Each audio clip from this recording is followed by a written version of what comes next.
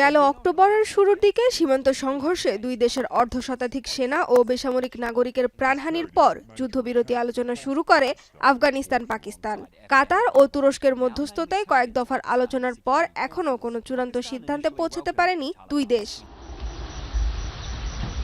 সর্বশেষ চলতি সপ্তাহের শুরুতে সৌদি আরবে সমঝোতা আলোচনা শুরু হলেও তা আবারও ব্যর্থ হয়। আলোচনা ফলপ্রসূ না হলেও যুদ্ধবিরতি বজায় রাখার সিদ্ধান্ত নেয় উভয় পক্ষ। তবে এক সপ্তাহ পার হওয়ার আগে আবারও সংঘর্ষে জড়িয়েছে তারা।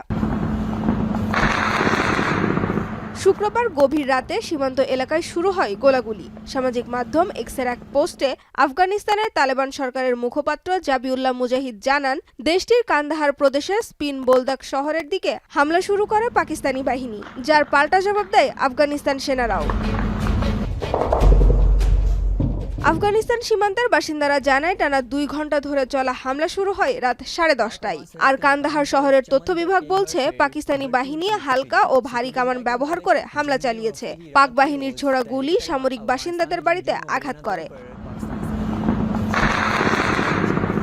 এদিকে পাকিস্তানের প্রধানমন্ত্রী শেহবাজ শরীফের এক মুখপাত্রের দাবি, কোনো উস্কানি ছাড়াই চামান সীমান্তে গুলি চালিয়েছে আফগানিস্তান। পাকিস্তান তার আঞ্চলিক অখণ্ডতা রক্ষা এবং জনগণের নিরাপত্তা নিশ্চিত করতে সতর্ক বলেও হুঁশিয়ার করেন তিনি। 2021 সালে আফগানিস্তানের তালেবান সরকার ক্ষমতায় ফেরার পর থেকেই পাকিস্তান আফগানিস্তান সম্পর্কের অবনতি শুরু। আফগানিস্তানের বিরুদ্ধে পাকিস্তানের সশস্ত্র গোষ্ঠী তেহরিকি তালেবান সহ আরও কিছু সশস্ত্র গোষ্ঠীকে আশ্রয় দেওয়ার অভিযোগ পাক সরকারের।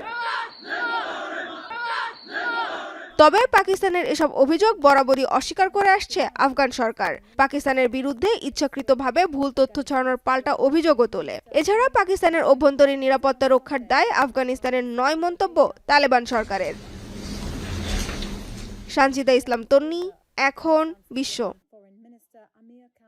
শিয়া বাটার ও ভিটামিন ই সমৃদ্ধ লিলি বিউটি সোপ, তারুণ্যময় উজ্জ্বল ত্বকের জন্য। রিমার্ক